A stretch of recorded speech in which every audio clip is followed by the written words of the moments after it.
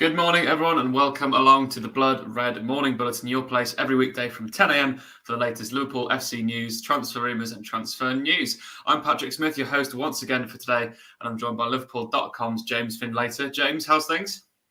Not too bad. It's been a busy few hours, hasn't it? Yeah, it really has. I mean, yesterday, Tuesday, was an absolutely crazy one. I'm sure all of you will be well aware of the revelations in the Romeo Lavia transfer saga. We're going to start calling it. I hate that word, but yeah, that's what we've got here. If you don't know, I'll quickly recap for everyone. Firstly, the Athletics, David Ornstein, been a pretty good source of Liverpool news of late, particularly with transfers. Liverpool had seen an opening offer of 37 million turned down, and then basically Southampton want a fee closer to 50 million. Now let's start with this, shall we, James? I mean, 50 million is a lot of money for a 19-year-old defensive midfielder. Granted, he's a talent, but 50 million, is that potentially going to put Liverpool off the deal? I don't think so. I think you look at it, the situation now, the fact that Liverpool have made that offer, maybe just testing the water a bit, seeing whether they can bring Southampton down a bit with the price. And you have to say, once Liverpool do kind of target a player, more often than not, I mean, sometimes they don't get it in case of Tchouaméni, but a lot of the time they do end up getting the player.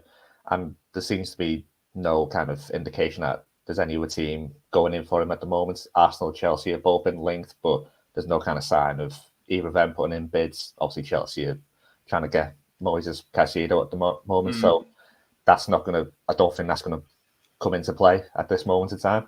So I think it's kind of at the moment bit of free running for Liverpool to see whether they can bring that price down. Yeah, and you'd imagine somewhere along the line they might be able to get it down with add-ons and get a deal over the line eventually. Yeah, it's the way they normally go about it, isn't it, with the instalments and add-ons and, incentivized bonuses, etc. But I mean, it's an interesting one because I think what's going to start happening, I think Liverpool should act now and sign him while they can, because we know that Southampton are probably going to try and get Liverpool. I mean, there's interest in Manchester United reportedly, and obviously Chelsea, the other club. If they can get them bouncing against each other with the bids, I mean, that's a win-win for Southampton, isn't it? But an interesting one. So Saints had a friendly yesterday. Lavia played in that friendly against Bournemouth. I think he was taken off at half-time. Yeah, he's taken off at half-time with Southampton 2-1 down. And his manager, Russell Martin, later said in the press conference, Romeo has a lot in his head. So do you think that's going to hint at another bid today, James? I mean, do you think this one's going to rumble on later into the window? Or do you think we could actually see a pretty swift conclusion? Because more often than not, Klopp does like to get his business done pretty quickly, doesn't he? I mean, we have got Liverpool heading to Singapore this week, so True. It would be ideal to get him in before then. Hopefully get him a meeting with the players as they arrive over there, or maybe beforehand. That maybe looks a bit doubtful at this moment in time, but it would be good to get him in as soon as possible.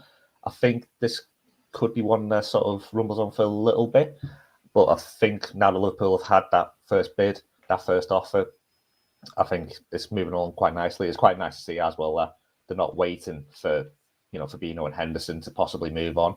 They're actually trying to get a deal done as quickly as possible. So I think we shouldn't have to wait too long, hopefully, but watch this space, basically.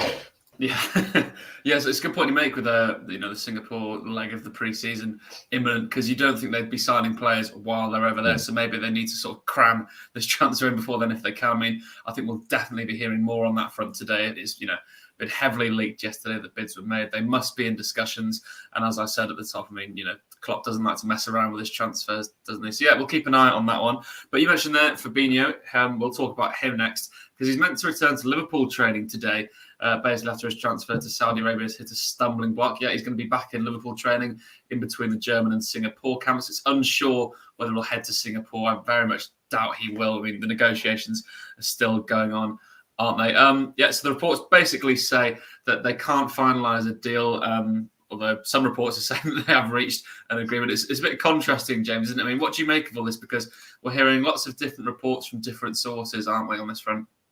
It's an interesting one, isn't it? I mean, you don't really know what to make of it. And the whole kind of Saudi Arabia saga with both him and Henderson has sort of dragged on a bit. And you sort of expected once those kind of first reports came in. I mean, it seemed to move on so quickly that first week when the first kind of reports came in of bids being made, offers being made.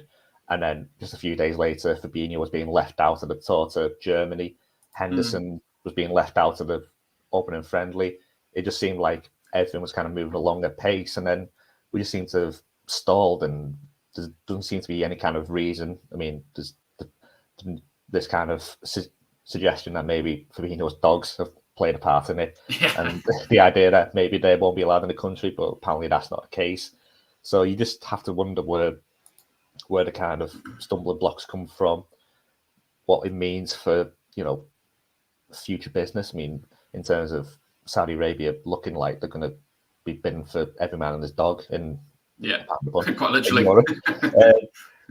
Well, I mean, what does that mean for the future? I mean, because if they can't even get this deal over the line, then how do other clubs, how did Liverpool expect them to get other deals over the line in the future? I mean, Fabinho, you'd imagine Liverpool couldn't believe the luck to be getting 40 million for a player who perhaps wasn't at his best last season, looking like he's on a bit of a decline.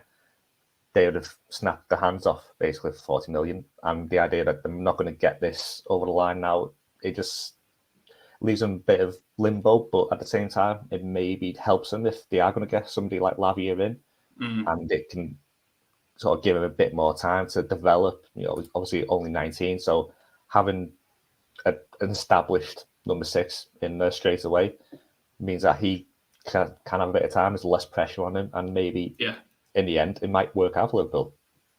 It's a really interesting one. It has, rumbled on now for quite some time. I mean, it says that the Echo understands all parties connected to the deal remain committed to finding a solution to the current deadlock, a process that should be made possible due to the main figure involved in brokering the switch to the Middle East. So we think it's going to happen. But I mean, there could be a strange case, couldn't there? I'm not saying this is going to happen at all, but it was very out of nowhere, this bid, wasn't it? I mean, very unprecedented. No one saw these bids from Saudi Arabia coming. Now, the number 6 market, as we know, is a very depleted one. I mean, Romeo Lavia is probably one of Lavia or Caicedo are the only 2 Liverpool could sign, out of those decent number 6s in the world. And by all means, they're not exactly world class. Is there a chance where they actually go, you know what, we probably should keep Fabinho here? I mean, Henderson is gone. We saw him yesterday on Twitter, didn't we, filming his farewell video at Anfield. I'm not sure if you've seen that, viewers, but have a look on Twitter, you'll find it. Basically, someone was sneaking into Anfield and filming Henderson walking around the pitch being filmed. But I mean, James, could be a strange case, I'm being obviously hypothetical here, that they decide to actually keep Fabinho, because stripping out that entire midfield of all its senior players, especially without a proper defensive midfielder, could be a huge problem for them, couldn't it? It could, and it's a strange one, because I mean, Liverpool seem to have sort of made the bed in terms of Fabinho now, in terms of saying they're happy to let him go, especially for 40 million. But whether they kind of look at it now and think, well, if this move to Saudi isn't going to come through, I mean, there's talk of Bayern Munich maybe being interested, but whether there's anything in that, or whether Liverpool are even going to get the same amount of money that they might have got from Saudi Arabia is debatable. We haven't seen the kind of fees that might have been talked about, but if the chance comes that maybe they can keep hold of Fabinho, maybe just for another year, have a look at Lavia a bit more, see what he can bring, see if he's ready to step up. I mean, he's only had one full season of senior football with Southampton. Did impress a lot of people, but at the same time, he's still very young. There's still a lot of time for him to develop and to hopefully see that he can actually make that step up to a team like Liverpool. So, I mean, it does make sense. To keep all of Fabinho. It's a difficult situation in terms of Liverpool might have expected to get this 40 million in and might have had eyes on other players they could have had a look at with that money. But at the same time, if you're just keeping Fabinho, that does help at the same time. It's a tricky one, really. Yeah, I mean, of course, I'm being entirely hypothetical, but I agree with you. I mean, I think there could be a strange case if it was me making the decision where I'd say, actually, I want to keep Fabinho because we're losing our captain in Jordan Henderson. We've lost James Milner. I know he doesn't play much, but he was important in parts last season. A big part in that dressing room in the midfield, especially helping out the younger players. If you were, replacing Fabinho with a 19-year-old Romeo Lavia, and then let's say I'm a big fan of I think he's 23, Czech Decore at Crystal Palace. That's 2 very young players going into Liverpool. It's a big club to step into. So interesting to see how that one pans out. Though I imagine the Echo sources think that the transfer is going to happen with Fabinho. Just whether that is the case this week or next week will be seen. But yeah, I think Henderson is expected to go at the end of the weekend. Anyway, let's move on then to another transfer, a player that I'm actually a huge fan of. It's Marco Verratti. This one's sort of come out of nowhere. El Nacional is a Spanish publication. They've stated Verratti features on Liverpool's list of priorities, which Jurgen Klopp is completely happy with, apparently. I'm not sure where they've got that one from. But I mean, yeah, the article adds the midfielder's given the okay to Klopp and will not wait for Atletico Madrid, who have also been linked with a move for Verratti. I mean, so basically, yeah, they've got PSG have got a new coach in Luis Enrique, who wants to strip out his entire midfield and start again a bit like Klopp. I mean, so Marco Verratti, James, what do you make of that one? He could be a very tidy player for that Liverpool midfield, couldn't he? He could. I mean, you look at some of the prices that are being talked about, you talk maybe looking at about 60 million upwards for him. And he's 30 years old. As a year older than Fabinho. So on that basis, it kind of doesn't make too much sense. I mean, there's no doubt in Verratti as a player. And if you get him in, you get in somebody ready-made to go straight in to play number 6. And you guarantee, well, you hope you guarantee it anyway, a decent player who will, you know, be a good performer week in, week out for you. The only problem there is that kind of putting too much pressure on. I mean, if they do get Lavia in, or if they kind of stick with Stefan Bajcetic as maybe the kind of backup to him, whether that's putting too much pressure on those two or one of them in the long run, and almost gambling on the idea that one of them will come good for you. I mean, at 30 years old with Verratti, I mean, we've seen already over the last 12 months players at Liverpool, you know, in their early 30s, moving into the mid 30s, are on that kind of decline, and we do need that rebuild this summer. Is it too much of a gamble to kind of bring in somebody who is past the peak, maybe, and in going into their 30s, you know you're not going to get too much time out of them? Are you gambling too much on the players coming through and the idea that they're going to come good for you? Are you going to create another situation further down the line where, you know, Verratti goes maybe to Saudi Arabia or wherever, and you then need to find another player in, you know, 1, 2, or 3 years' time? So, yeah, to me, it seems a bit of a gamble. I could understand it maybe if they get Lavia in as well, but it seems a bit too much of a gamble for me at this moment in time.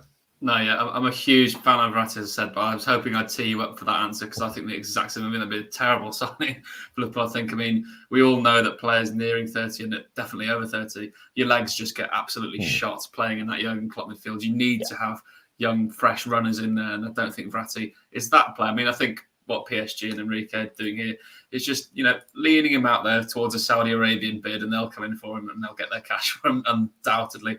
But yeah, we'll leave that on there then. So Verratti, we think, probably isn't going to be one that happens. Fabinho returns to training today, although we expect his transfer to go through. Though if it was up to me and James, we'd probably try and keep him for now. And then, of course, Liverpool's opening offer was turned down by Southampton. But we expect there'll be a lot more news on the Lavia front today and tomorrow. So make sure, everyone, that you subscribe to us here on the Blood Red channel. We are, of course, live every weekday from 10 a.m. We have loads of other video content and podcast content as well. So make sure you're subscribed to wherever you get your podcasts from. And, of course, make sure you're keeping up to date with Liverpool.com and the Liverpool Echo sites and social media accounts, because they'll bring you all the latest transfer news. And as soon as we hear about Romeo Lavia, we'll make sure that you all know. But yeah, for myself, Patrick Smith, and James Findlater, thank you so much for joining us. We'll catch you again soon.